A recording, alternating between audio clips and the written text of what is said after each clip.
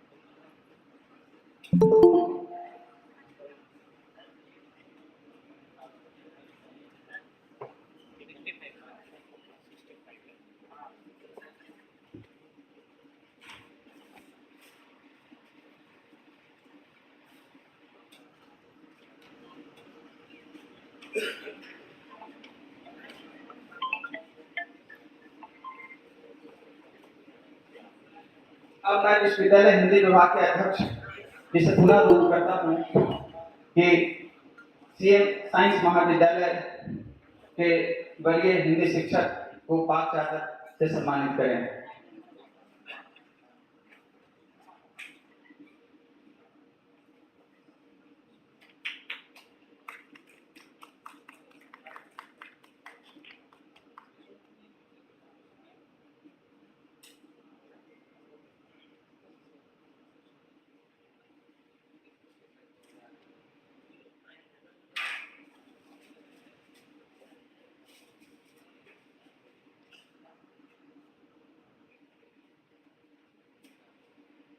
अब मैं पुनः अध्यक्ष महोदय से अनुरोध करता हूं कि मारवाड़ी महाविद्यालय के अध्यक्ष डॉक्टर अनुरुद्ध सिंह जी को पाक चादर से सम्मानित करें।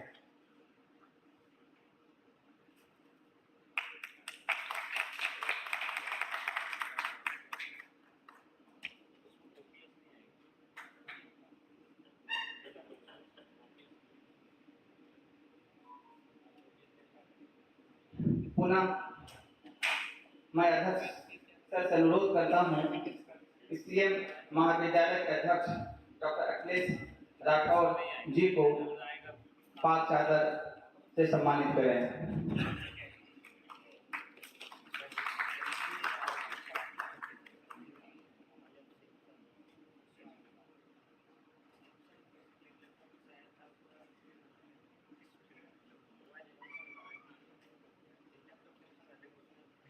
कार्यक्रम को आगे बढ़ाते हुए इस अंतर्राष्ट्रीय संगोष्ठी में मैं अगले वक्ता के रूप में मैं डॉक्टर अनिरुद्ध सिंह को मंच पर आमंत्रित करता हूँ। क्षमा करेंगे, हमारे विश्वविद्यालय हिंदी विभाग की शिक्षिका मंच पर विराजमान हैं। मैं अध्यक्ष महोदय से पुनः अनुरोध करता हूँ कि उन्हें पाक चादर से मंच पर सम्मानित करें।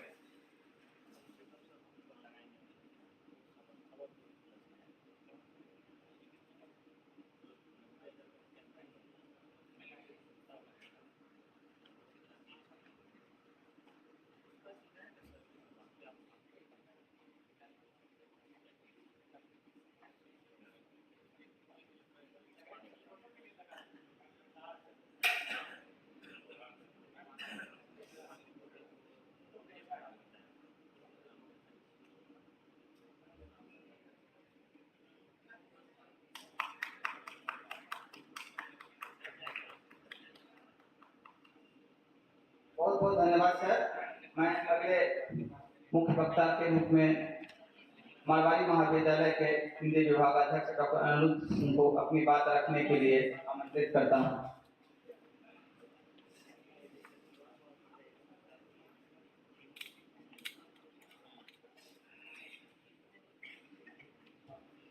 बहुत बहुत धन्यवाद सर। इस कार्यक्रम की अध्यक्षता कर रहे हैं, इस तकनीकी सत्र की अध्यक्षता कर रहे हैं प्रोफेसर विजय कुमार सर। इस कार्यक्रम से जुड़े हुए सम्मानित अतिथि डॉक्टर श्यामचंद्र गुप्ता सर, वरीय शिक्षक डॉक्टर दिनेश प्रसाद शाह सर, अखिलेश राठौर जी और डॉक्टर मंजरी खरेमन, और हमारे विभाग के विभागाध्यक्ष doctor professor Umesh Kumar Utpal sir, और मंच से इधर बैठे हुए हमारे मानविकी संकाय अध्यक्ष प्रोफेसर चंद्रभानु प्रसाद सर, सम्मानित शिक्षक, प्रिय शोधार्थियों और विद्यार्थी। आज मुझे कुछ दिनकर पर बोलने का अवसर प्राप्त हुआ है। इस पर मैं अपनी कुछ बातें रखूंगा, जो कुछ उनकी जो मूल कृति है परशुराम की प्रतीक्षा पर। यहाँ से उद्घाटन सत्र की शुरुआत हुई थी कि परशुराम की प्रतीक्षा किस रूप में समझा जाना चाहिए, उस रूप वहीं से मैं अपने बिंदुओं को खोलने की कोशिश करूँगा। क्योंकि अध्ययन और अध्यापन के क्रम में मैंने दो रचनाओं को बहुत संजीदगी के साथ पढ़ने की कोशिश की है। अध्ययन के क्रम में जब मैं स्नातक में था दिल्ली विश्वविद्यालय में, तो हमारे पाठ्यक्रम में लगी हुई थी परशुराम की प्रतीक्षा, दिनकर की बहुत ही महत्वपूर्ण कृति है। और जब यहाँ आया तब यहाँ पर रश्मिरथी अध्यापन के क्रम में पढ़ाने का मौका मिला। उसमें पहली बार कर्ण के जो चरित्र है उसको दिनकर ने कैसे उद्घाटित करने की कोशिश की है, उसमें उस रश्मिरथी में उस कृति में बताने की कोशिश की है। रश्मिरथी में 7 सर्ग है और 7 सर्ग, वो सर्ग नहीं, मूलतः वो परीक्षा है कर्ण की, और उन्हीं के क्रम में वो सारे सवालों का जवाब देते हैं दिनकर कर्ण के माध्यम से। और परशुराम की प्रतीक्षा, जैसा कि आप जानते हैं और सम्मानित वक्ताओं ने अपने उद्घाटन सत्र में और प्रथम तकनीकी सत्र में बताया हुआ है कि परशुराम की प्रतीक्षा सन 1962 का जो भारत और चीन का जो युद्ध हुआ, उससे आक्रोशित होकर रामधारी सिंह दिनकर ने एक कृति लिखी और उसका प्रकाशन सन 1963 ईस्वी में हुआ। और इसी बात को आगे बढ़ाते हुए अगर हम परिवेश की बात करें, रामधारी सिंह दिनकर की और उस समय के क्या चल रहा था, तो हम देखते हैं कि हिंदी साहित्य के इतिहास में रामधारी सिंह दिनकर का जो समय है वो मूलतः छायावादोत्तर काल का समय है।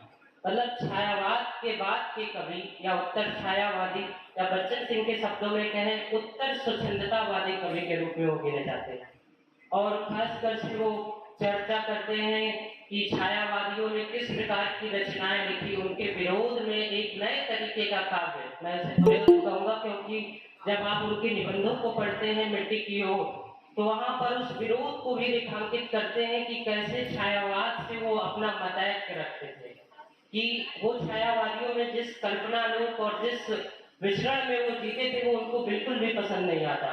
वो कहते हैं कि मुझे मिट्टी की वो सुगंध मुझे बहुत प्यारी है जिस तरीके से गांव के लोग उसमें निवास करते हैं। तो मैं उनका कोट किया हुआ एक पैराग्राफ पढ़ता हूँ जिस पर वो लिखते हैं कि कॉलर और टाई बांधकर चलने वाले कभी तुम अपने ही घर में पहचाने नहीं जा रहे हो। धूल झाड़कर तुम ज्यों ही उठ खड़े हुए, तुम्हें सभ्य जीवन, विश्व विजय और आकाश भ्रमण की कामना ने अपनी गोद में उठा लिया। विश्व वाटिका के अपरिचित की कामना ने अपनी गोद में उठा लिया। विश्व वाटिका के अपरिचित फूलों का रस चूसने वाले मधुकर, तुम्हें अपनी बाड़ी के फूलों का स्वाद नहीं मिला।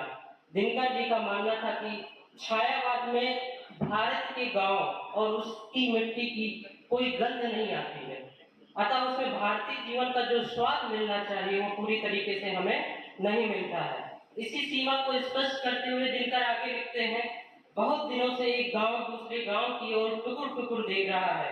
इनके हृदय की व्यथाओं को देखो। बैलों को लेकर खेत से लौटने वाला किसान धीरे धीरे क्यों चल रहा है। बागों में सावन के झूले क्यों नहीं पड़ते। बेटियां होली के दिन भी पुराने कपड़े क्यों पहने हुई हैं। दिवाली के दिन सुबरन के घर के चिराग शाम ही को क्यों बुझ गए हैं। यह भारतीय गांव की घनघोर निर्धनता है जिसकी तरफ छायावाद में किसी भी प्रकार की अभिव्यक्ति नहीं मिलती है, क्योंकि छायावाद के जो प्रमुख ग्रंथ थे, व्यक्ति, वायवीयता, ये तमाम तरीके की जो चीजें थी छायावाद में ये बहुत प्रमुख रूप से दिखाई देती हैं। और जो उनकी पहली कृति है रेणुका 1935 ईस्वी में लिखी गई। इसके बाद फिर हुंकार आई।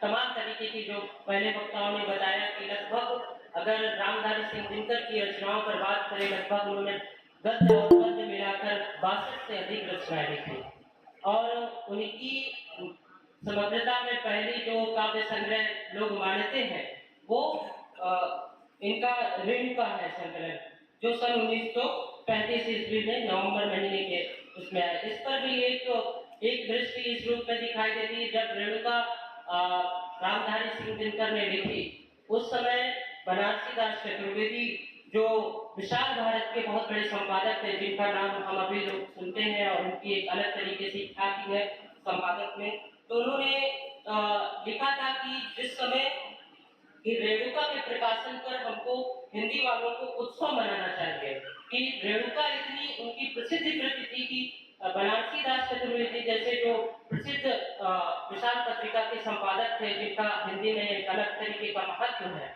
उन्होंने इस बात की ओर इशारा किया कि हमको रेणुका के संपादन पर एक उत्सव मनाना चाहिए और उसकी इस कृति को ले जाकर उन्होंने गांधी जी को दी और उसको जब गांधी जी ने देखा उससे बहुत ज्यादा प्रभावित हुए और आगे इसी क्रम में रेणुका जिस समय संपादित हुई तो उस समय की भी एक घटना है कि जिस समय, क्योंकि हम जान रहे हैं कि 1935 से 40 हम लोग स्वतंत्रता आंदोलन में बहुत ज्यादा जुड़े हुए थे और उस समय औपनिवेशिक शासनकाल था और आगे भी उसी क्रम में जो उस समय के जिला जज थे और ऊपर एक तरीके से जासूसी का काम करने लगे। जिस समय रेणुका का प्रकाशन हुआ, कुछ लोगों ने बताया एक तरीके से ये अंग्रेजों के खिलाफ लिखी गई रचना, तो तब जासूसी के क्रम में उसका सर्वप्रथम अनुवाद किया गया इंग्लिश में। इसके बाद फिर उस पर एक समीक्षा की गई और बाद में रामधारी सिंह दिनकर को वहां के जो जज थे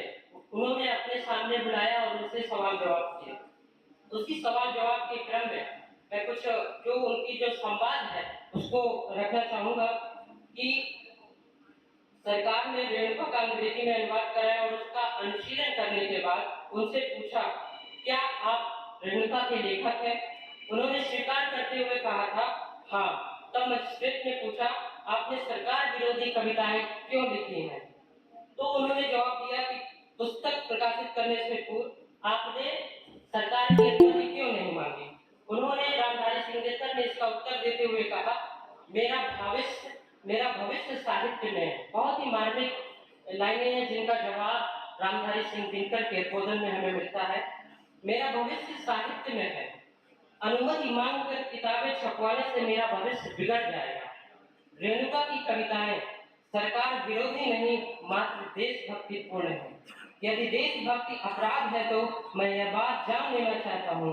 तो मजिस्ट्रेट जो उस समय के घोषित थे, उनकी बातें उन्होंने सुनकर कहा कि देशभक्ति यह अपराध नहीं है, लेकिन अपराध वह कभी नहीं होगी, इसलिए आप जो कविताएं लिख रहे हैं बहुत ही संभल कर लिखिए।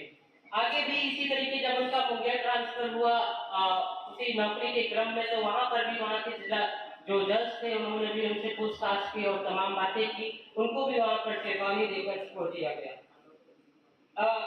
जो ये क्रम है कि रामधारी सिंह दिनकर के जो रचनाएं हैं, वहां पर किस तरीके से देशभक्ति का रूप हमें धीरे धीरे दिखाई देता है, उनके आगे आने वाली रचनाओं में भी मिलता है।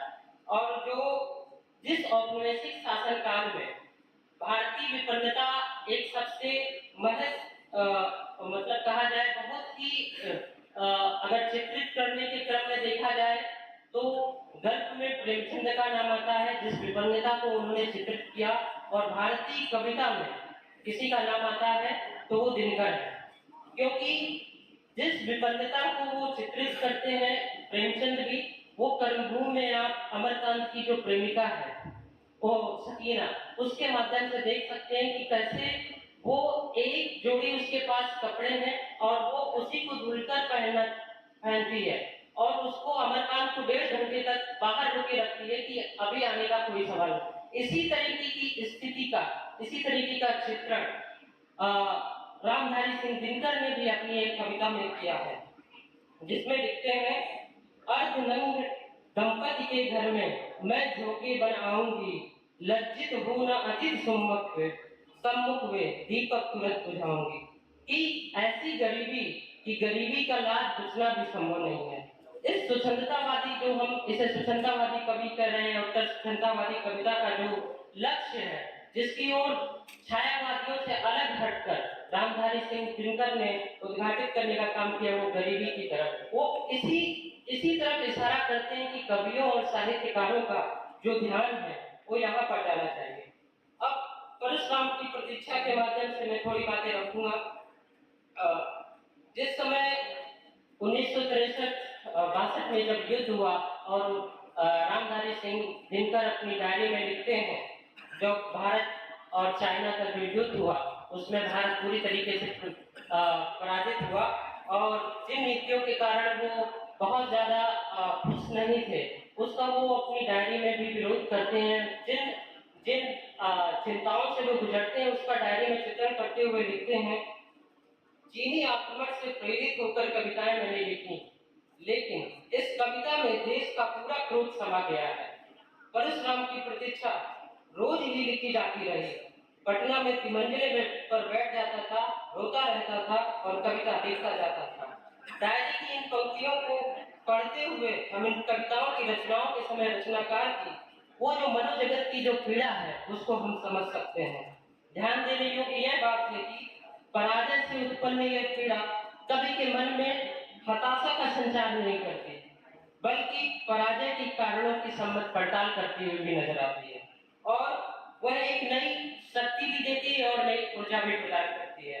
इसलिए परशुराम की प्रतीक्षा को पढ़ते हुए हमें उनका द्वारा जो भूमिका हम देखते हैं कि जो पश्चिमी सीमांत और लद्दाख और नेफा वाला जो एरिया है, जो जहाँ से चीन ने आक्रमण किया, वो एक तरीके से पौराणिक के रूप में देखा जाता है। वहाँ पर जो स्थिति है वो ब्रह्म सरोवर वहाँ पर स्थित है और एक तरीके से परशुराम की वो तपस्थली भी है। इसीलिए कहा जाता है कि मातृ हत्या के कारण अपने पाप को धोने के लिए उस सरोवर पर उन्होंने डुबकी लगाई और जैसे ही उन्होंने डुबकी लगाई, उनके हाथ से जो उनका परश अस्त्र था वो पूरी तरीके से छूट कर लोहित की धारा में गिर गया।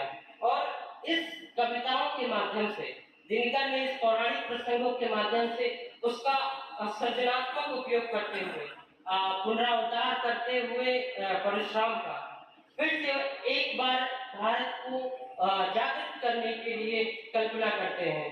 कहते हैं कि तांडवी तेज फिर से पुकार उठा है, तांडवी तेज फिर से पुकार उठा है, लोहित में था जो गिरा पुकार उठा है। तो परशुराम की जो उनकी कल्पना है वह ऐसे वीर पुरुष की कल्पना है जिसके भीतर गांधी, गौतम का त्याग, शंकर का शुद्ध विराग, आंखों में आग लेकर आने वाले इस महापुरुष में वह स्वदेश का भाग्य देखते हैं। सावित्री सिन्हा के शब्दों में मैं अगर बात कहूं तो वो, क्योंकि सावित्री सिन्हा ने बहुत ही शोधपरक उन पर काम किया हुआ है, वो लिखती है कि सूर्य ग्रहण के कलंकपूर्ण काले धब्बों को मिटाने के लिए दिनकर ने भारत के भाग्य पुरुष परशुराम के एक हाथ में वेद और दूसरे में पशु अस्त्र दिया है। वेद धर्म, संस्कृति और दर्शन की रक्षा के लिए और परुष पापी, अधर्मी, अत्याचारी और लोलुप शत्रुओं की गर्दन उड़ाने के लिए यह भाग्य पुरुष कोई विशिष्ट व्यक्ति नहीं, स्वयं हम और तुम है। उत्तेजित और क्रुद्ध भारत है, विशुद्ध भारत है। तो ये सावित्री सिन्हा के द्वारा कही गई बातें हैं जिनको परशुराम या रामधारी सिंह दिनकर ने जिन प्रतीकात्मक या पौराणिक रूपों में देने की कोशिश की है। वहीं आगे वो लिखते हैं, मुझे लगता है कि समय अधिक हो गया है, इसलिए मैं यहीं पर अपनी वाणी को विराम देता हूँ। धन्यवाद।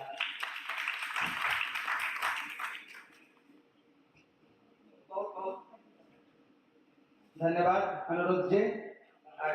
अब हमारे बीच ललित नारायण मिथिला विश्वविद्यालय के कर्मठ कुल सचिव महोदय का पदार्पण हुआ है, उनका हम सब स्वागत करेंगे कर्तव्य ध्वनि से।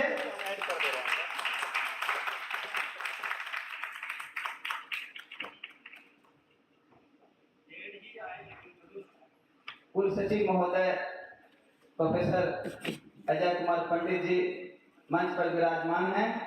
मैं विश्वविद्यालय हिंदी विभाग के अध्यक्ष से अनुरोध करता हूं उनका स्वागत पाग चादर स्मृति चिन्ह से करने की कृपा करें।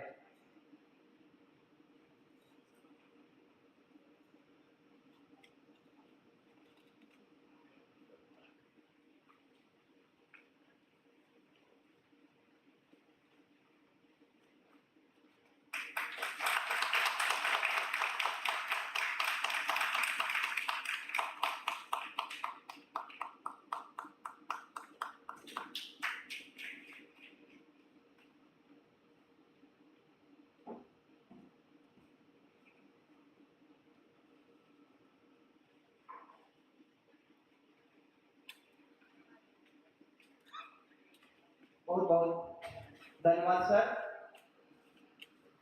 संयोग है कि आज इस सेमिनार में देर से आने की बात रही थी माननीय कुलपति और कुल सचिव से कि दूसरे सेशन में मैं उपस्थित रहूंगा। कुल सचिव महोदय का पदार्पण हो चुका, उनका बहुत बहुत स्वागत है।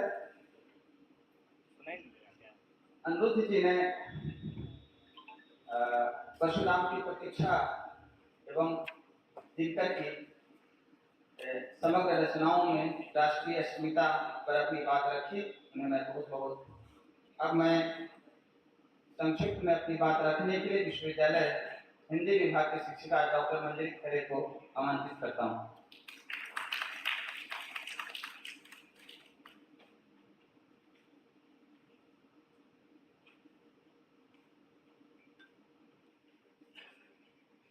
बहुत धन्यवाद सर। यहाँ उपस्थित मंचस्थ माननीय कुलपति सर जी और इस सत्र की अध्यक्षता कर रहे प्रोफेसर विजय कुमार सर जी, डॉक्टर श्याम सुंदर गुप्ता सर जी और दिनेश प्रसाद शाह सर जी, साथ में मारवाड़ी कॉलेज से उपस्थित अनुरुद्ध सर जी, अखिलेश राठौर सर जी और सामने उपस्थित हमारे हिंदी विभाग के वरिष्ठ शिक्षक आदरणीय चंद्रभानु प्रसाद सिंह सर जी और सुमन सर जी, साथ में हमारे हिंदी विभाग अध्यक्ष के अभिभावक उमेश कुमार उत्पल सर जी और यहाँ उपस्थित विभिन्न महाविद्यालयों से आए शिक्षकों, शोधार्थियों और छात्राओं को मेरा सादर नमन।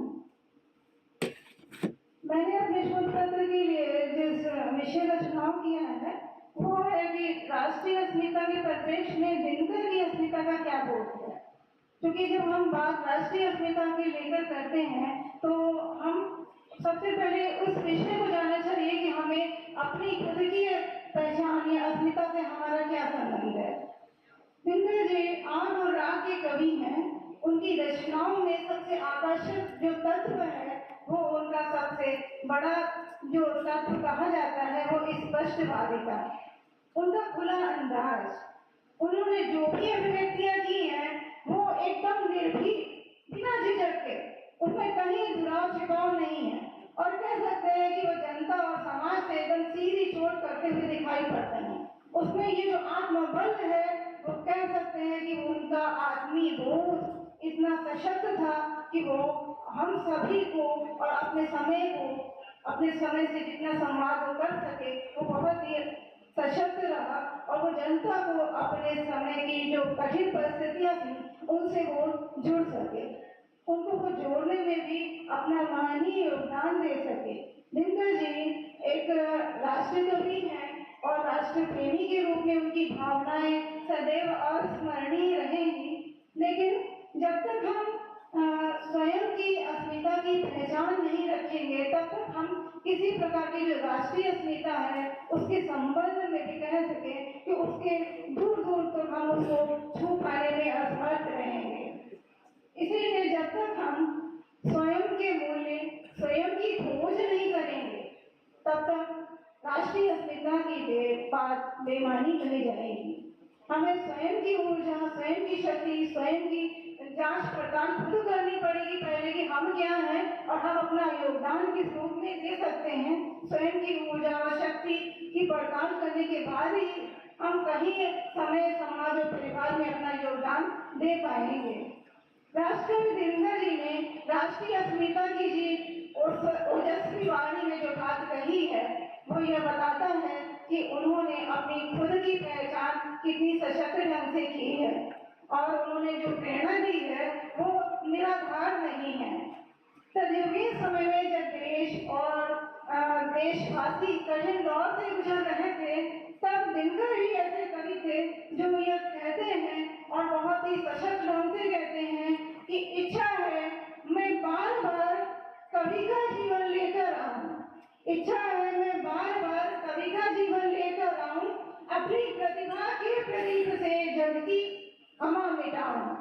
ध्यान दीजिएगा शब्दों पर, अपनी प्रतिभा के प्रदीप से जग की अमा मिटा जाऊं, क्योंकि यहाँ पे जो अपनी प्रतिभा का जो शब्द है ये अपनी प्रतिभा का शब्द कहीं से भी अहम की प्रकटीकरण नहीं करता, अहम की अभिव्यक्ति नहीं करता, बल्कि खुद की परख की अभिव्यक्ति वो है कि वो खुद बताते हैं कि वो कितने सशक्त हैं कि वो अपनी प्रतिभा से इस जग की अमा को मिटा सकने की सामर्थ्य रखते हैं। अन्यत्र वो भी कहते हैं कि हो जहाँ कहीं भी, हो जहाँ कहीं भी नील कुसुम की फुलवारी, हो जहाँ कहीं भी नील कुसुम की फुलवारी, मैं एक फूल किसी तरह ले आऊंगा। उनकी ये जो अभिव्यक्ति है, ये अनुभव जो है ये बताती है कि उन्होंने खुद की कितनी अच्छी पहचान की है, क्योंकि वो अपनी एक ताकत से सब कुछ बदलने की सामर्थ्य रखते हैं। उनका यह विश्वास है कि दिनकर को दिनकर बनाता है, उन्हें अलग मुकाम में खड़ा करता है।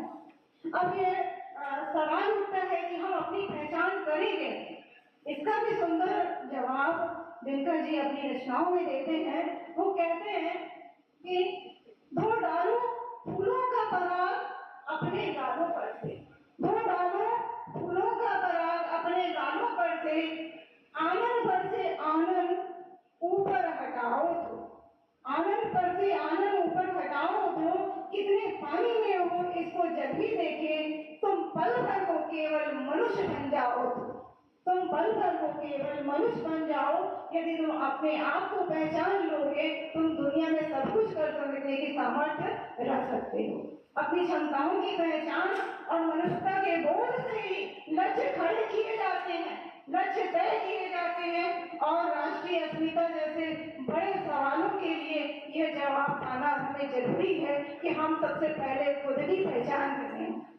इसीलिए दिनकर जी यह कहते हैं कि पहले हमें अपने लक्ष्यों का ज्ञान होना चाहिए, क्योंकि जब तक लक्ष्यों का ज्ञान नहीं है तब तक सृजन की बात करें क्या, मिलता जिसका उद्देश्य नहीं। हम किस चीज का निर्माण करें, हम किस चीज का विकास करेंगे जिसमें हमें अपने स्वयं का उद्देश्य ही नहीं मालूम है। राष्ट्रकवि दिनकर जी ने अपनी अस्मिता को गहराई से समझा था। उसी समझ के आधार पर उन्होंने अपने समाज में उस कठिन दौर में ये कहा था कि वर्तमानों के लिए सूर्य हूँ, अपने समय का मैं सूर्य हूँ। ये गर्भोक्ति वो दिनकर ही कह सकते थे, जिन्हें इतनी बल है, इतना ताकत था कि उन्होंने अपने सशक्त वाणी से पूरे देश को एकत्र कर लिया था अपनी आजादी के लिए। ये दिनकर का आत्मविश्वास है कि उन्होंने उन संभावनाओं की भी पकड़ कर ली जो कि असंभव दिखाई पड़ती हैं। और वो ये कह भी देते हैं कि लोहे के पेड़ हरे होंगे, लोहे के पेड़ हरे होंगे, तू गान प्रेम का गाता चल।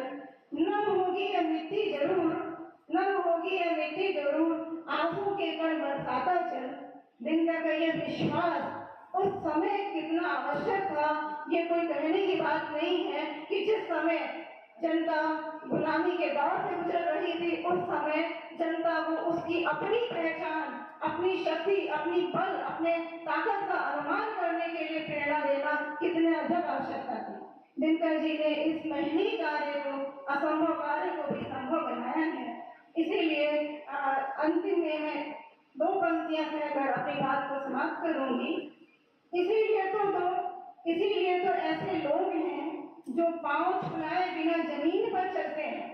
इसीलिए तो ऐसे लोग हैं जो पांव छुलाए बिना जमीन पर चलते हैं और आग में खड़े होकर भी नहीं जलते हैं। दिनकर का व्यक्तित्व और कृतित्व कुछ ऐसा ही है जो युगों युगों तक याद किया जाएगा और हमेशा उससे प्रेरणा मिलती रहेगी। आप सभी को बहुत बहुत धन्यवाद।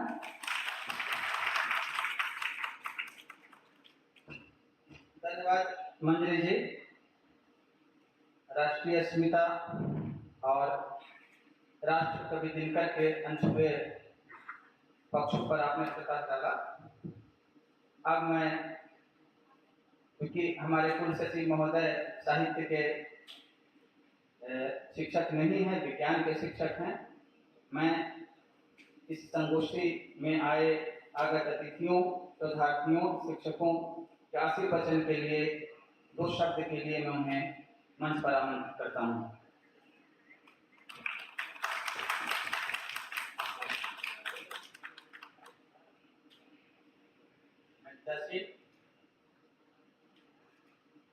तमाम अध्यक्ष महोदय, कर रहे डॉक्टर अमर प्रकाश जी, हमारे सामने बैठे हिंदी के विद्वान प्रोफेसर, 3 हमारे जमाने के शिक्षक आज भी बने हुए हैं। मैंने के शिक्षक में जो योगदान किया जाता, तब सामने हिंदी संकाय वरिष्ठ प्रोफेसर, विद्यालयों के प्रचार शिक्षकगण, शोधार्थी,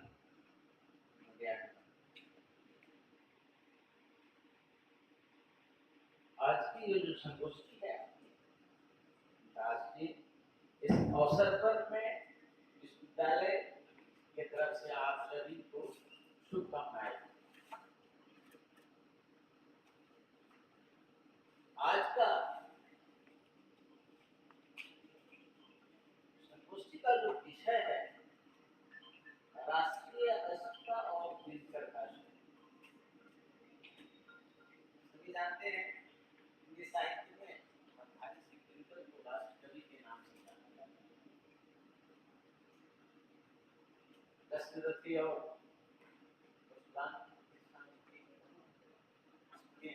रही है, उसी को छोड़कर उन्होंने जितनी रचनाएं की है, सभी 3 रस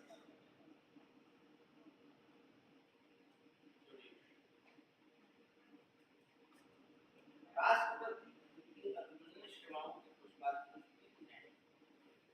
भारतीय ऋषियों ने राष्ट्रकवि विशेषण से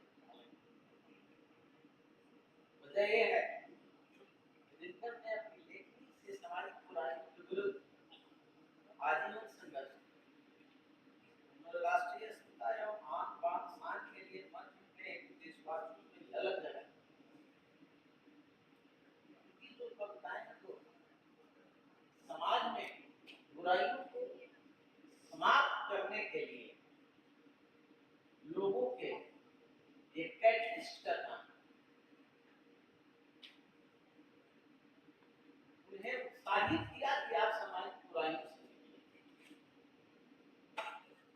तो उसी को छोड़ के तो तमाम कविताएं वैसे ही लिखी हुई है। की तो हमने पढ़ी है। तो उन्होंने प्रेरणा सूत्र के रूप में समाज को जगाने का प्रयास किया कि तो सामाजिक बुराइयां हैं और इसी से जुड़ा हुआ समस्या का विषय भी है राष्ट्रीय अस्मिता और दिनकर का सही। मैं बहुत डिटेल में नहीं जानता साहित्य में जाती मेरा मतलब था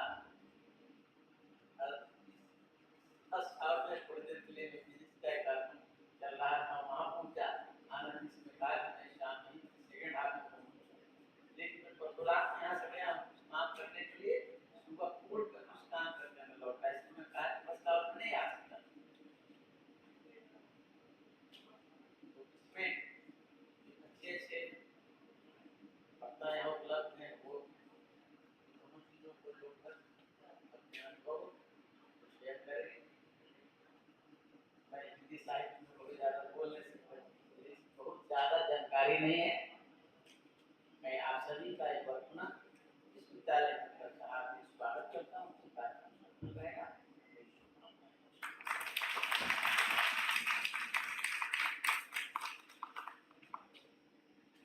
बहुत बहुत धन्यवाद सर।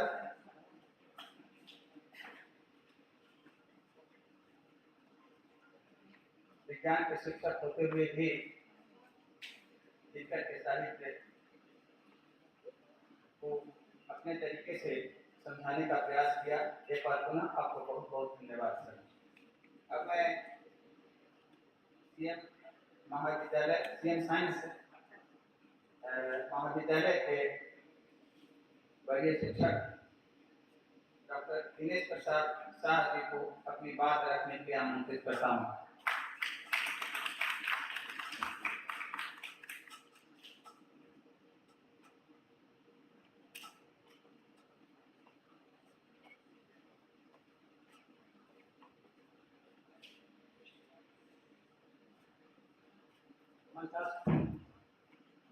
अध्यक्ष विजय बाबू, विश्वविद्यालय सचिव उमेश बाबू, हमारे डॉक्टर श्याम चंद्र जी, डॉक्टर मंजरी खड़े, अनुरुद्ध जी, अखिलेश समक्ष बैठे सरकार अध्यक्ष जी, परम श्रद्धेय प्रोफेसर चंद्रभानु बाबू, हमारे दो आगत अतिथि बिहार विश्वविद्यालय और कलकत्ता विश्वविद्यालय से पधारे हुए आदरणीय सुरेंद्र भाई, निवेदिता जी को देख रहा हूँ, नीलम सेन जी को देख रहा हूँ, बहुत सारे हमारे मित्रगण विभिन्न विद्यालयों से पधारे हुए हैं।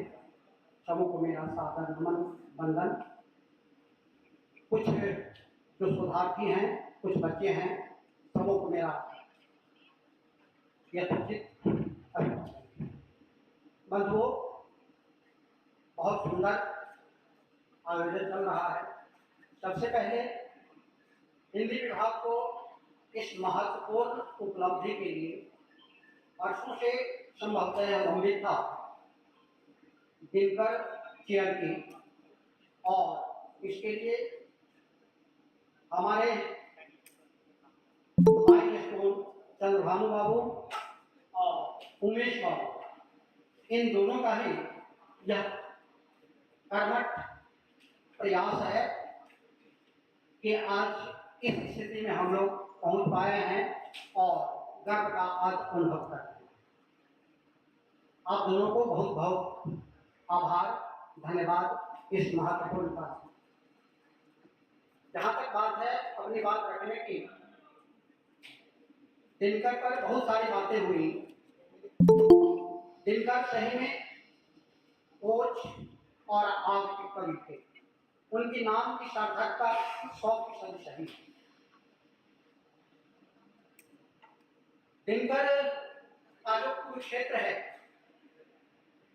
चाहे अश्वमेधवती हो, सामधेनु हो, जो भी हो, सारी रचनाओं में भारतीय इतिहास और संस्कृति का जुड़ाने का जो उन्होंने प्रयास किया,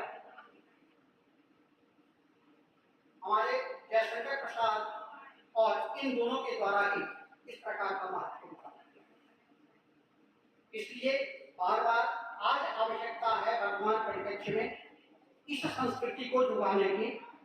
हम लोग संपूर्ण भारत आज संक्रमण काल से गुजर रहे हैं और इस अवस्था में आज पुनः दिनकर को याद करने की आवश्यकता है। कोई भी कवि या साहित्यकार होता है वह युग सापेक्ष होता है और आगे की 100 वर्ष की बात वह पहले सोचता है। अभी विश्व में 2 वर्षों से लगातार देख रहे हैं, रूस और यूक्रेन इस प्रकार से अपने वर्चस्वता की लड़ाई के लिए युद्ध कर रहे हैं। पता नहीं इसका परिणाम क्या होगा। मैंने अपनी बातें कुरुक्षेत्र के ही प्रसंग में रखी हैं और विषय का चयन किया था कुरुक्षेत्र का युद्ध दर्शन। कुरुक्षेत्र के निवेदन में स्वयं कवि दिनकर जी ने लिखा है कि कुरुक्षेत्र की रचना भगवान व्यास के अनुकरण पर नहीं हुई है और न महाभारत को दोहराना ही मेरा उद्देश्य। आंशिक रूप से ही यह सत्य माना जा सकता है। व्यास द्वापर के अंत में आए थे, दिनकर तब आए जब वे आ चुके थे। जब भगवान ने भी कहा था नारायण नौ नाराधिपम, दिनकर इस युग के हैं जब यह प्रश्न जोर पकड़ने लगा है कौन यहां राजा, इसका है किसकी कौन प्रजा है। व्यास अलग थे, दिनकर काल के चरण।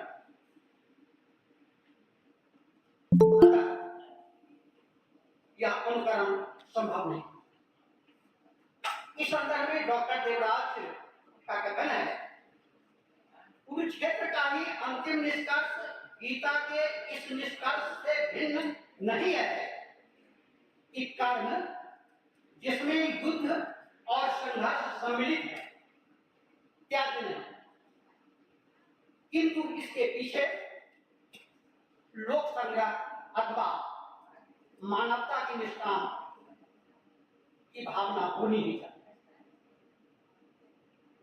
कुरुक्षेत्र में मुख्य तौर पर युग दर्शन ही है और युद्ध के संदर्भ में प्रायः 2 बातें कही जाती हैं।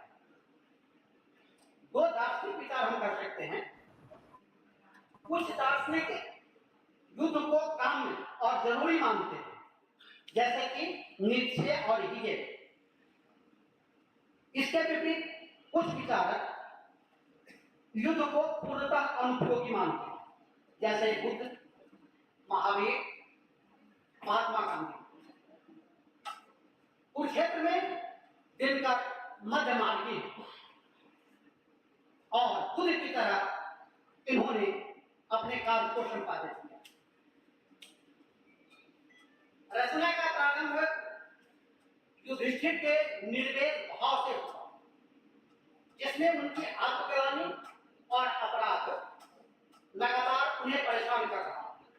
यह महाभारत वृथा निष्फल हुआ। उप कितना गरल में व्यंग है, 5 ही असहिष्णु नर के वेश से हो गया संहार पूरे देश में। कुरुक्षेत्र का युद्ध दर्शन युधिष्ठिर के प्रश्नों में नहीं, भीष्म पितामह के उत्तरों में व्यक्त हुआ और वे कहते हैं युद्ध का मूल कारण वह व्यक्ति व्यक्ति नहीं जिसने अन्याय को ललकारा है, बल्कि वह है जिसने अन्याय का साथ दिया। पांडवों को उनका वाजिब हिस्सा न देने पर अन्याय दुर्योधन ने किया, अतः युद्ध का दायित्व भी दुर्योधन पर ही। चुराता न्याय जो रण को बुलाता भी वही है। युधिष्ठिर स्वत्व की अन्वेषण पातक नहीं है। नरक उनके लिए जो पाप को स्वीकारते हैं, न उनके लिए जो रण में ललकारते हैं। व्यस्त कहते हैं युद्ध दवा के समान है, जो कर्मी है किंतु जिसके बिना जीवन चल नहीं सकता। युद्ध को सामान्य भोजन की तरह समझना तो बिल्कुल ही अनुचित है, किंतु जब परिस्थिति बिगड़ जाती है तो कर्मी दवा की आवश्यकता पड़ती ही है। रुग्ण होना चाहता कोई नहीं, रोग लेकिन जब आ गया पास हो, ठीक औषधि के सिवा उपचार क्या समय जो होगा वह नहीं मिलता। अंत में व्यस्त कहते हैं ये युधिष्ठिर, समस्या कुरुक्षेत्र के युद्ध की नहीं है। समस्या तो यह है कि क्या एक दिन ऐसा आएगा जब मनुष्यता किसी भी प्रकार के युद्ध से मुक्त हो पाएगी। व्यस्त को विश्वास है कि जिस दिन मनुष्य विज्ञान की शक्ति का प्रयोग संकीर्णता से मुक्त होकर करने लगेगा, समाज में प्रत्येक व्यक्ति को संपत्ति और प्रतिष्ठा का वितरण न्यायपूर्ण ढंग से होगा, विवेक का अंकुश होगा, तब युद्ध की समस्या इतिहास की वस्तु बन जाएगी। आशा के प्रदीप को जलाए चलो धर्मराज, आशा के प्रदीप को जलाए चलो धर्मराज, एक दिन होगी मुक्ति भूमि रण से, एक दिन मुक्त होगी भूमि रण से। बहुत बहुत धन्यवाद आपका, बहुत बहुत आभार। जय हिंद, जय भारत, जय हिंद। बहुत बहुत धन्यवाद दिनेश जी।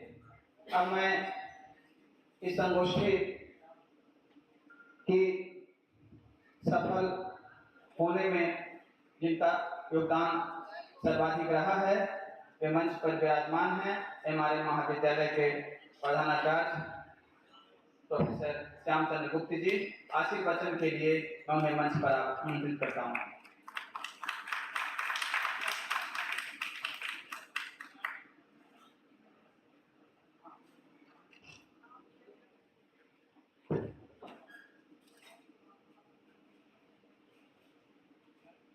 अंतर्राष्ट्रीय संगोष्ठी को उपस्थित हमारे बीच कुलसचिव महोदय डॉक्टर अजय कुमार पंडित साहब, इस सभा के तकनीकी सत्र की अध्यक्षता कर रहे डॉक्टर विजय कुमार जी, जब साइंस कॉलेज के अध्यक्ष विधि विभाग डॉक्टर दिनेश प्रसाद जी, मारवाड़ी कॉलेज के अध्यक्ष विधि विभाग डॉक्टर अनिरुद्ध प्रसाद जी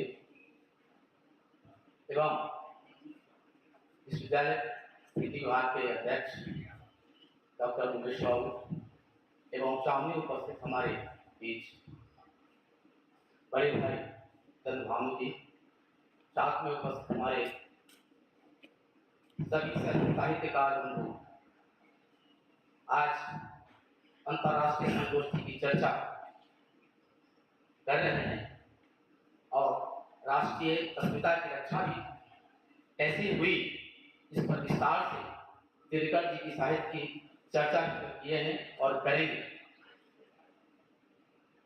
मैं समझता हूँ आज के संदर्भ में बहुत ही प्रासंगिक है कि आज भी हमारा ये देश विखंडित हो रहा है। साहित्य के माध्यम से आज के दिन मैं भूल गया, सबसे पहले मैं रामधारी दिनकर जी को उनके जन्मदिन पर श्रद्धांजलि अर्पित करता हूँ आप सबके ओर से। दिनकर साहब की चर्चा राष्ट्रीय अस्मिता में की रक्षा कैसे होती है सबसे आगे रखा जाता है। देश की आज़ादी से पहले, देश की आज़ादी के बाद जितने भी साहित्यकार हुए, उनकी भूमिका अग्रणी रही। चूंकि यह विवाद बोलते थे, सच्चाई को सामने रखते थे और राष्ट्र को आगे रखते थे, राष्ट्र के साथ समझौता नहीं करते थे। मैं तो कॉमर्स का विद्यार्थी था, मैं हिंदी साहित्य क्या जानता हूँ। कहते हैं जहाँ रस विहीन सब्जेक्ट होता है कॉमर्स। मैं सीएम कॉलेज का छात्र था। कॉमर्स का क्लास शुरू में होता था प्रातःकालीन और हिंदी का क्लास बाद में होता था। मैं जब लेखा से यानी अकाउंट से थक जाता था तो अपने मन को शांति के लिए ये समझ सकते हैं, मैं हिंदी के क्लास में पूरा बैठता था और सुनता था। हमारे जितने भी शिक्षक थे बहुत ही यशस्वी शिक्षक थे, उनका मैं पूरा क्लास करता था। तो हिंदी साहित्य में मेरी रुचि तो उतनी नहीं रही, लेकिन जब राष्ट्रप्रेम की बात आती है तो मैं इन लोगों की याद जरूर करता हूँ। उसमें रस्मी रति पढ़ाया जाता था और उसमें बहुत रुचि लेके मैं पढ़ता था उसको। दिनकर जी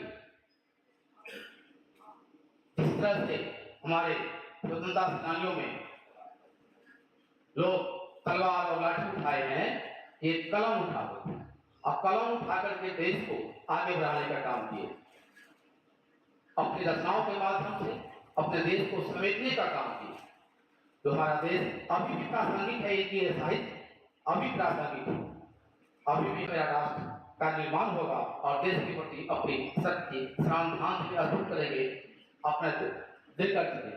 मैं ज़्यादा कुछ नहीं कहूँगा। मैं कॉमर्स का विद्यार्थी साहित्य को ज़्यादा डुबकी लगाना नहीं चाहता हूँ, क्योंकि मैं डरता हूँ गहराई कितनी है मुझे पता नहीं। धन्यवाद, बहुत बहुत शुभकामनाएं।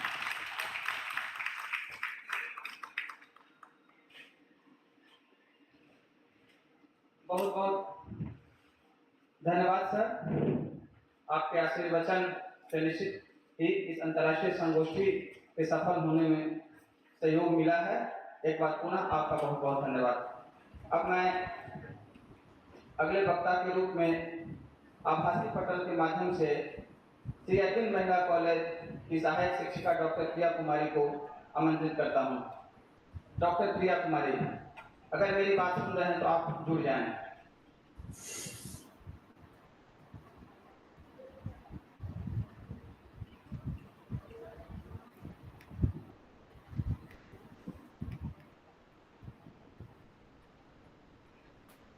जी नमस्कार।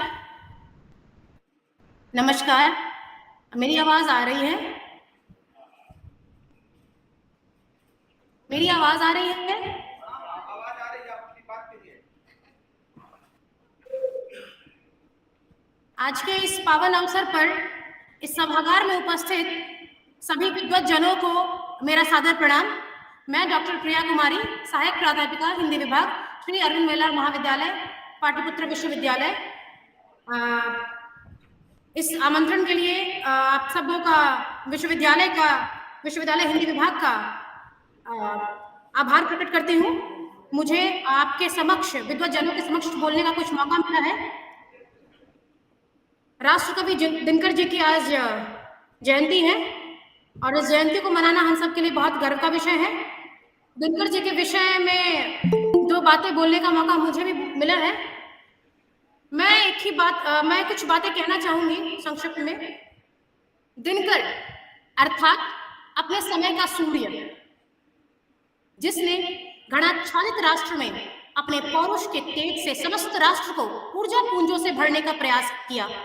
19वीं शताब्दी के उत्तरार्ध में हिंदी साहित्य जगत में जिस राष्ट्रीय चेतना का आह्वान करते हुए भारतेंदु प्रकट होते हैं, हिंदी देश की दुर्व्यवस्था पर रुदन करते हुए कहते हैं, रो बहु सब मिलके आ बहु भारत भाई, हाहा भरत दुर्दशा न देखी जाए।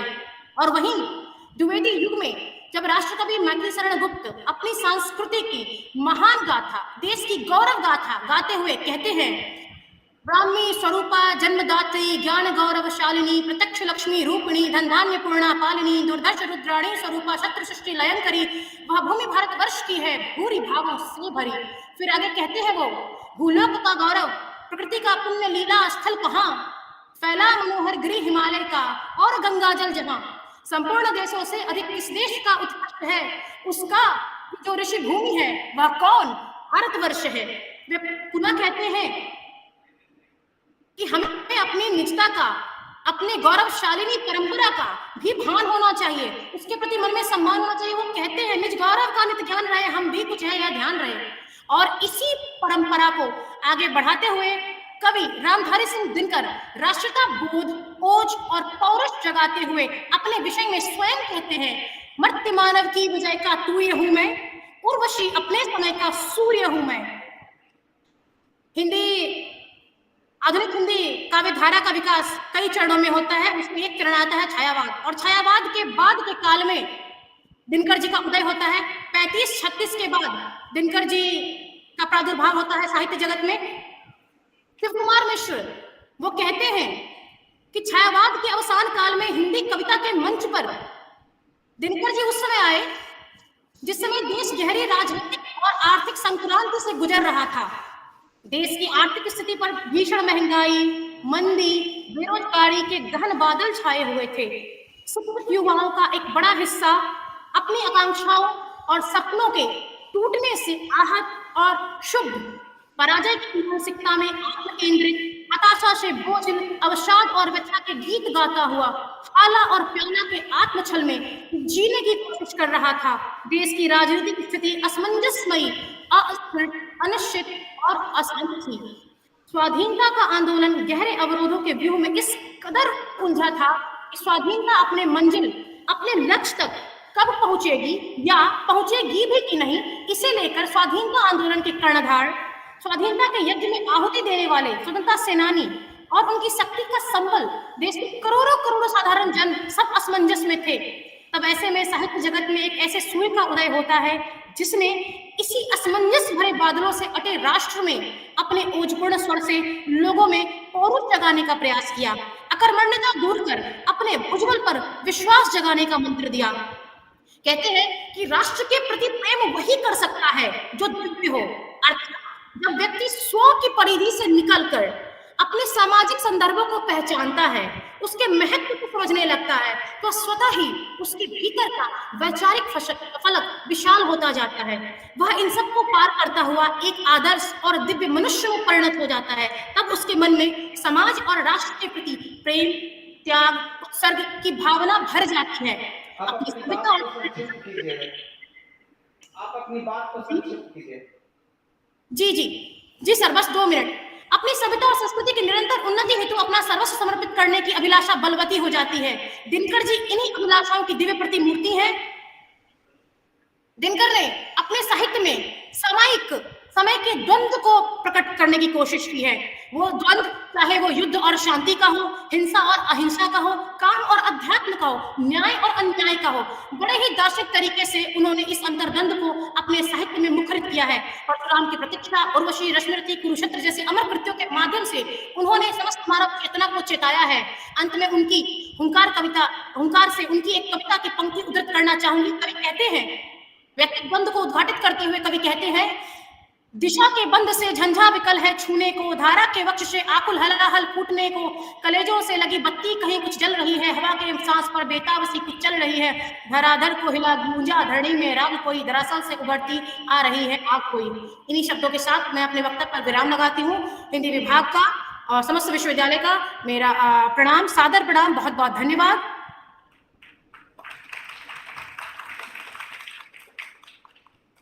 बहुत बहुत धन्यवाद। आभासी पटल के माध्यम से डॉक्टर प्रिया कुमारी अपना वक्तव्य प्रस्तुत कर रही थी, उन्हें एक बार पुनः धन्यवाद।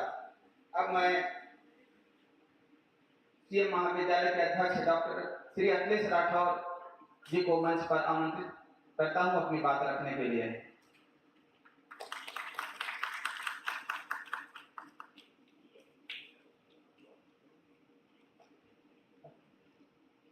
सम्मानित मंच,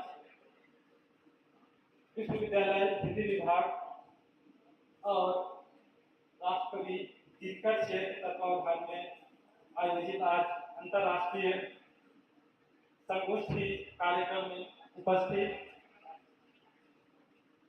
हमारे विश्वविद्यालय हिंदी विभाग के सम्मानित अध्यक्ष प्रोफेसर उमेश सर जी, वरीय क्रमानुसार प्रोफेसर चंद्रबाबू सर जी, प्रोफेसर विजय सर, मेरे गुरुदेव प्रोफेसर आनंद कुमार सर, कुल सचिव सर उपस्थित हैं, प्रशासकीय वरीयता कर्मी को प्रथम ही आएंगे। विशेष उनके प्रति मेरे दिल से श्रद्धा और आभार व्यक्त करता हूँ। पंडित अजय कुमार पंडित सर जी हैं, प्रोफेसर कुल सचिव।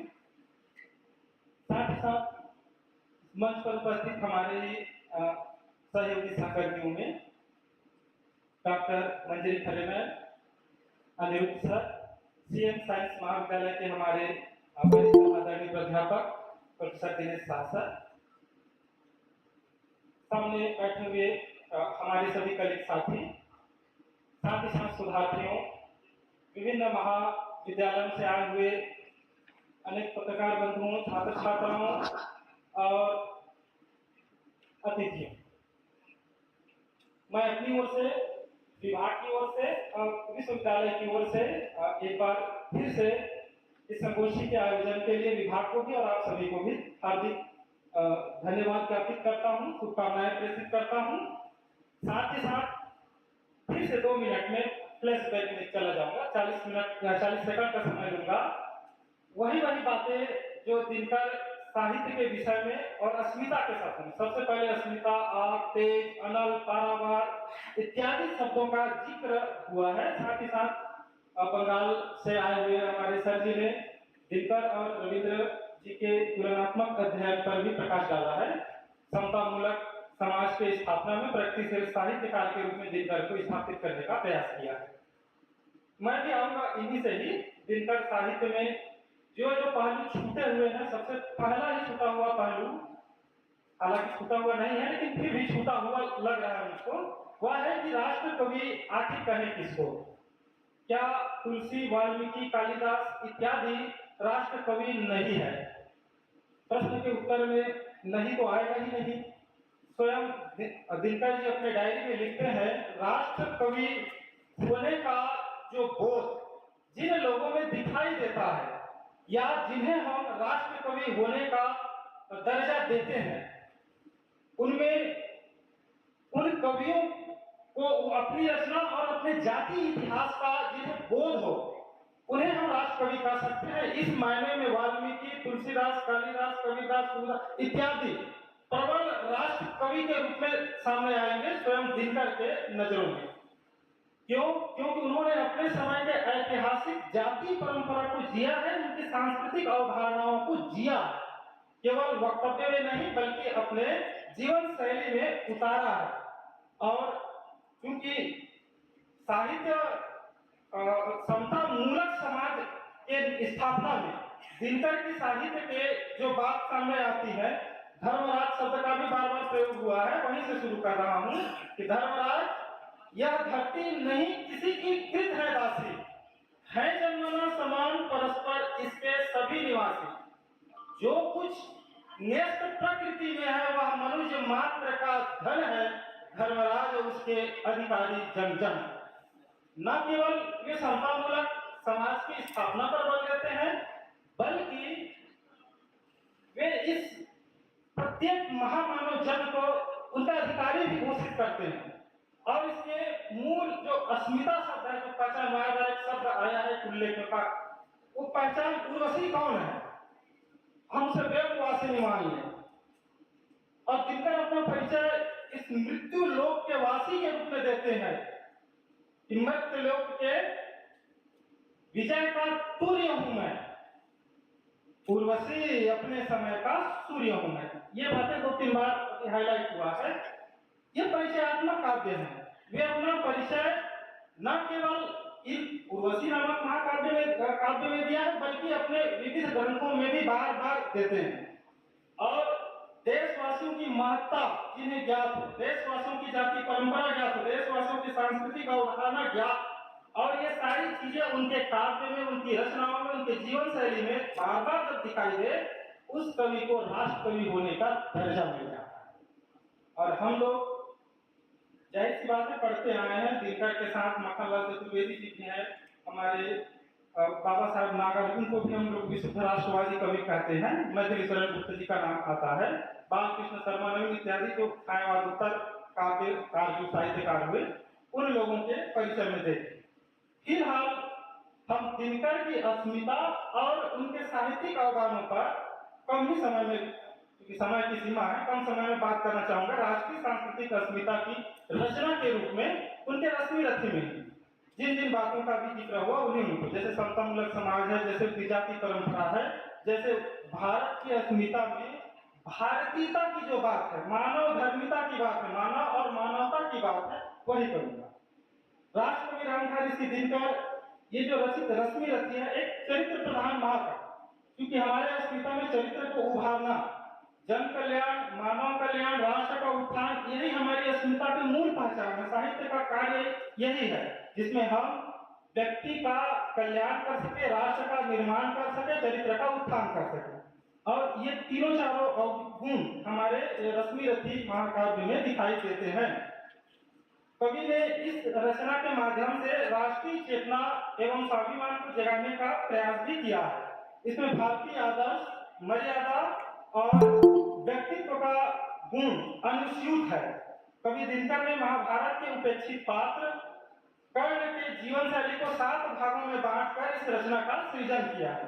वस्तुतः कर्ण जीवन पर्यंत आदर्श और मर्यादा की बागडोर में बंद कर अपने कर्म पथ पर अग्रसर है। कवि ने कर्ण का परिचय, यहाँ रश्मि रथी में भी कर्ण का परिचय आ रहा है, और उनके विषय में दिनकर ने खुद लिखा है, जिसके पिता सूर्य थे, माता कुंती सती कुमारी, उसका पल्ला हुआ धार पर बहती हुई पिटारी, तन से संपूर्ण, मन से भावुक, स्वभाव से दानी, जाति गोत्र का नहीं, सील का पौरुष का अभिमानी। भारतीय अस्मिता में जिस सील का, जिस पौरुषता का, जिस ओज का हमें तलाश है, वह तलाश कर्ण के जीवन चरित्र में दिनकर जी पूर्ण कर जाते हैं। इन पंक्तियों से यह भी स्पष्ट है कि कर्ण जन्म से लेकर मृत्यु तक संघर्षों और झंझावातों के बीच अपने जीवन दीप को ऊर्जस्वित किए रखा है। यहाँ तक कि जब रंग भूमि में कर्ण अर्जुन से मुकाबला करने की बात करते हैं, तब कृपाचार्य उसे यह कहते हुए चुनौती समाप्त कर देते हैं कर्ण जी की बात को, कि अर्जुन से लड़ना हो तो मत कहो सभा में मौन, नाम धाम कुछ कहो, बताओ तुम जाति हो कौन। यहाँ पर थोड़े बहुत विचारधारा भारत में समतामूलक समाज के निर्माण में जो जाति, लिंग, वंश, धर्म इत्यादि बाधक बनते हैं, उसको भी चुनौती देकर दिनकर जी उनसे आगे निकल जाते हैं। और कर्ण इस कृपाचार्य के इस प्रश्न के प्रत्युत्तर में अपने अपमान को काट कर सही तरीके से उत्तर देते हुए कहते हैं, ऊपर सिर पर कनक छत्र, भीतर काले के काले, शर्माते नहीं जगत में जाति पूछने वाले, पढ़ो उसे जो झलक रहा है मुझमें तेज प्रकाश, मेरे रोम रोम में अंकित है मेरा इतिहास। इसका मतलब यह हुआ कि रामधारी सिंह दिनकर अपना परिचय कई बार देते हैं और कई पंक्तियों में देते हैं, कई अपने काव्यों में देते हैं।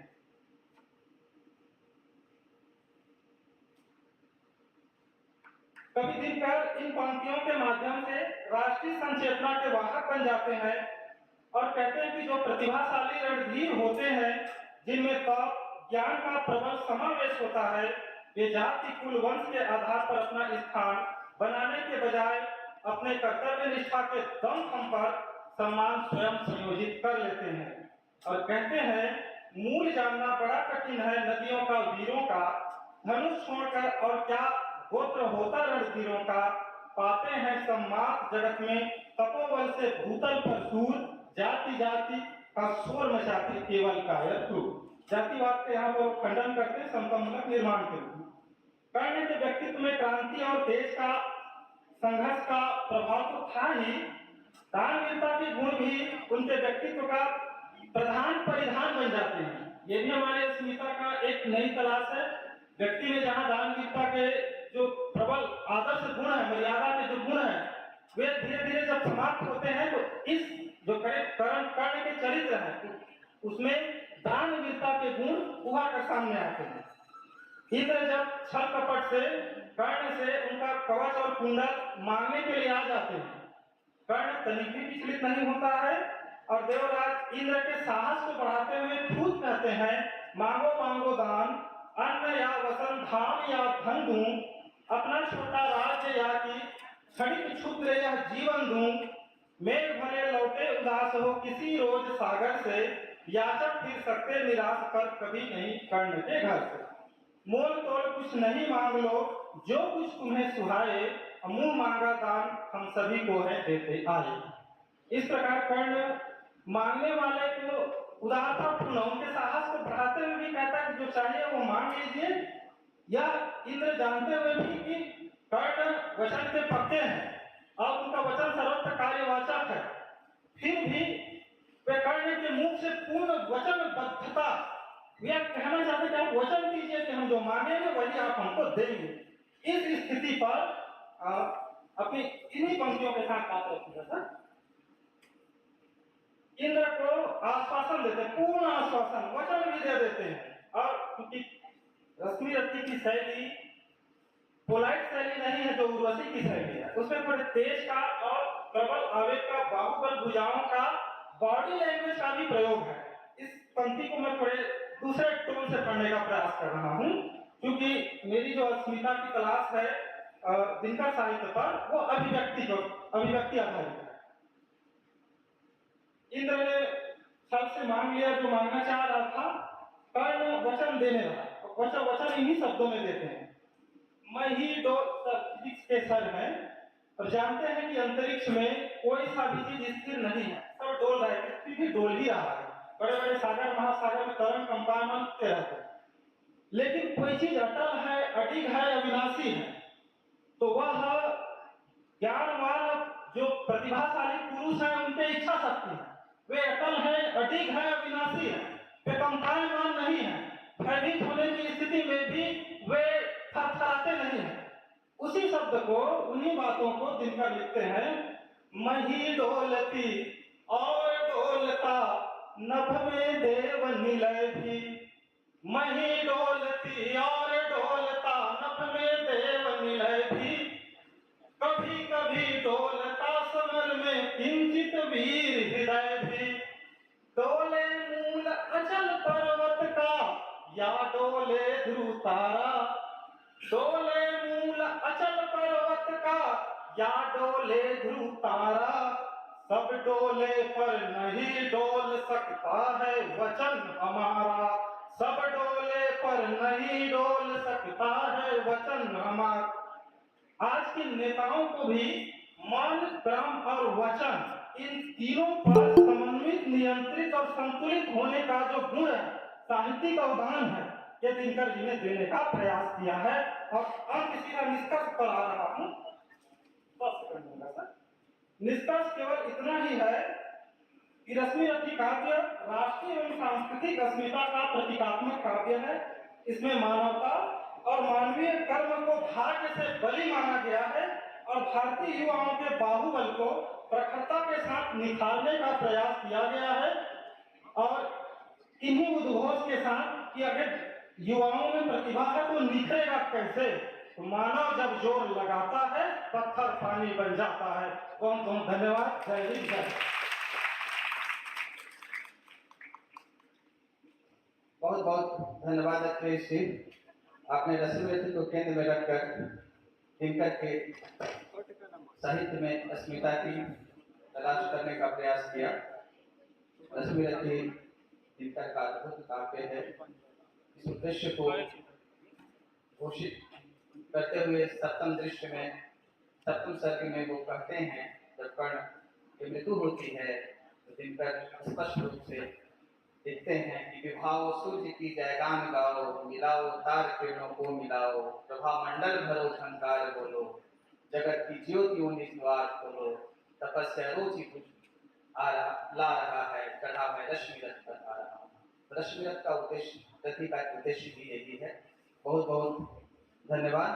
अब मैं अध्यक्षीय उद्बोधन के लिए हिंदी विभाग के वरीय शिक्षक प्रोफेसर विजय कुमार जी को मंच पर आमंत्रित करता हूँ।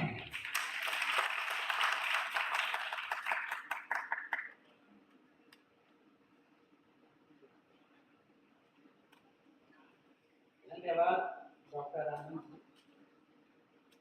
सम्मानित मंच और मंच के सम्मुख बैठे हमारे आदरणीय डॉक्टर अमृतानंद प्रसाद सिंह, संकाय अध्यक्ष माननीय, और हमारे अतिथि वक्ता, सभा में उपस्थित विभिन्न महाविद्यालयों से आए हमारे प्राध्यापक हैं और छात्र। दिनकर जी बहुत बड़े कवि हैं और इस सेमिनार में बड़ी बड़ी बातें भी हुई। अनुमान करता हूँ पहले सत्र में भी बड़ी बड़ी बातें आई होंगी, मैं सुन नहीं पाया। जब सभा में प्रोफेसर चंद्रभानु प्रसाद सिंह हैं तो बड़ी बड़ी बातें हुई हों। मैं छोटी बातों से शुरू करूँ। 5वीं कक्षा में था तो मैंने एक कविता पढ़ी, अलग से शीर्षक दे दिया गया, शक्ति और क्षमा। और उसमें वही कविता है, क्षमा सो गति उस भुजंग को जिसके पास गरल हो, उसको क्या जो तंत्रहीन किस रहित पीड़ित शरण हो। सच पूछो तो सर में ही पसती है विनती विनय की, संपूज्य उसी का जिसमें शक्ति दी जाएगी। इस तरह की कविता है और वहीं से मुझको स्मरण भी है। मैं उस समय में उस कविता का अर्थ समझता और उसका प्रभाव भी पड़ा। कहते हैं कि मनोविज्ञान कहता है कि आदमी जो बनना रहता है वो 6 वर्ष की आयु में ही होता है, हो जाता है। मेरी आयु अधिक रही होगी लेकिन अच्छा प्रभाव पड़ा। और अब देखता हूँ क्या कि रेणुका और हुंकार से लेकर परशुराम की प्रतीक्षा तक कवि का एक ही मिजाज दिखता है। उर्वशी को छांट देता हूँ, नील कमल को छांट देता हूँ और हमारे को अरिमा, इसको मैं छांट देता हूँ। और इस आशय के साथ कि अब राष्ट्र की रक्षा अहिंसा, क्षमा, करुणा, दया इससे नहीं होने वाला है। दिनकर जी कहना चाहते हैं कि ये जो मानवतावादी दृष्टिकोण हमारा रहा है इससे हमको हानि हुई है, यही आशय लग रहा है। क्योंकि परशुराम की प्रतीक्षा जो है वो वहीं से शुरू होती है। गर्दन पर किसका पाप वीर ढोते हो, सोमित से किसका कलंक धोते हो। गीता में जो त्रिपिटक निकाय पढ़ते हैं, तलवार गलाकर जो कटरी गढ़ते हैं, शीतल करते हैं जलन प्रबुद्ध जनों का, शेरों को सिखाते हैं धर्म अजर। इस तरह से कहता है और तब कहते हैं गिराओ बम, गोली दागो। गांधी को बचाने के लिए गांधी से भागो। समझ सकते हैं क्या मिजाज है शुरू से लेकर के अंत तक। यह जो इतिहास बोध है ये दिनकर को राष्ट्र कवि बनाता है। उनकी सारी कविताओं में आप देखेंगे कि अतीत की घटनाओं का प्रायः वर्णन है जिससे सबक लेने की आवश्यकता है। और इस दृष्टिकोण से मैं तो यह जो पुस्तक है संस्कृति के 4 अध्याय, लोग गीता पढ़ते होंगे और सिरहाने में रखते होंगे, मैं संस्कृति के 4 अध्याय को रखता हूँ। उसमें जो इतिहास बोध है वो कमाल है। इतिहास के विद्यार्थी थे लेकिन वो कहते हैं कि ये जो रचना है वो दर्शन और साहित्य का है। इसमें इतिहास की हैसियत एक किराएदार की, लेकिन अंदर में जो घटनाएं हैं या कवि की जो स्थापनाएं हैं वो कमाल का है। अब जैसे एक प्रकरण है, संभवतः वो 2 अध्याय में, कि ये हिंदू लोग पराजित कैसे हो गए, इतनी बड़ी हार कैसे मिली।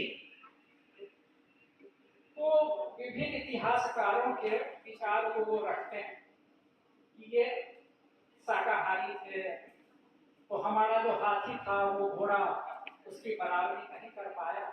दिनकर जी एक बात कहते हैं, जब एकता खिड़की से भाग गई तो आजादी को मुख्य द्वार से जाना ही था।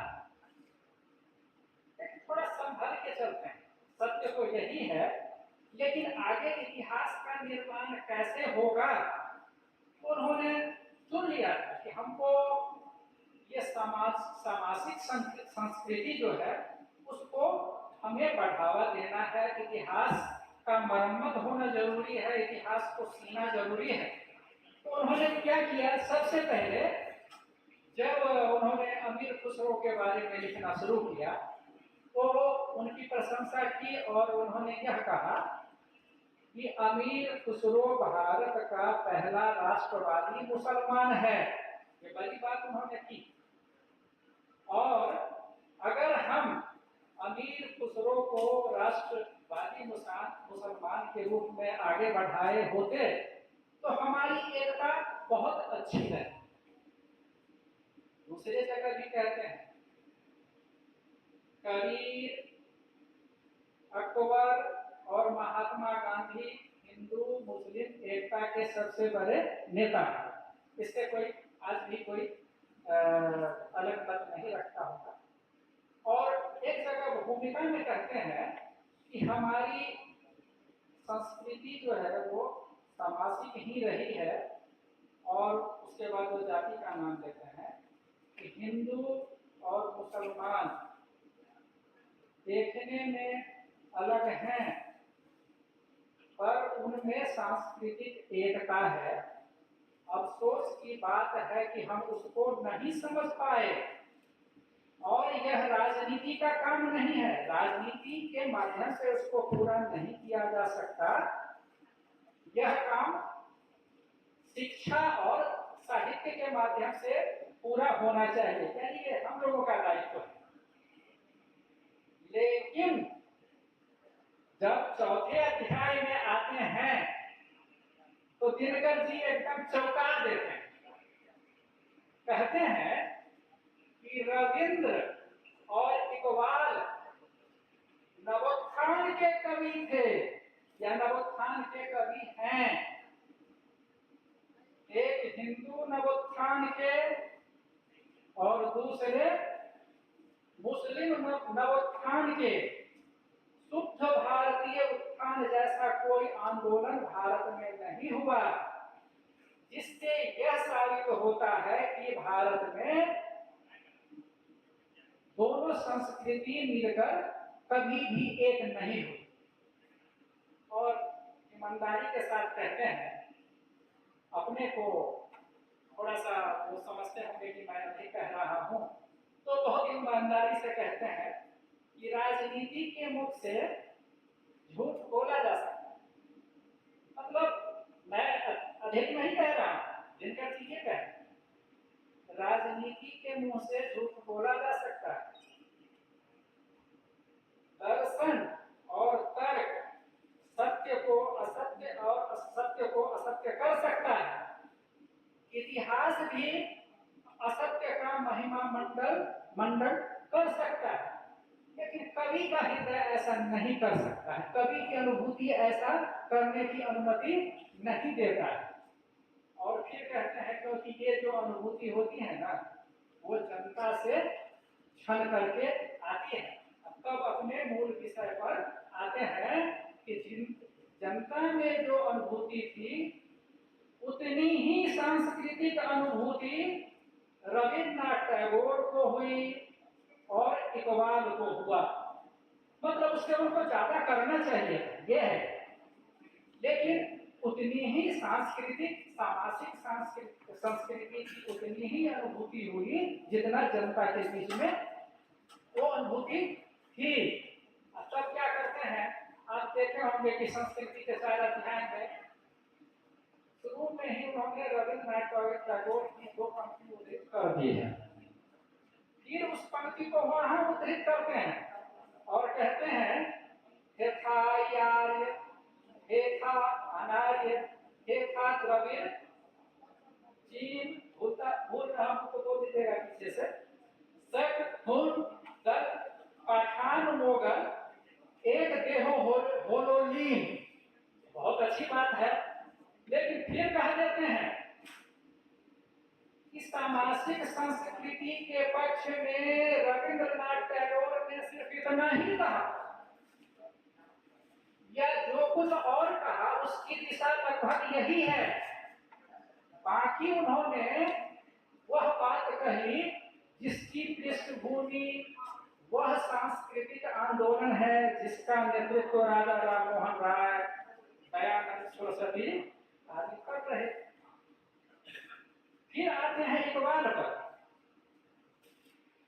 नया शिवाला, तरानाए हिंदी और एक पुस्तक, एक कविता का और नाम लेते हैं कि इन्हीं कविताओं में इकबाल ने सामाजिक संस्कृति के पक्ष में लिखा है।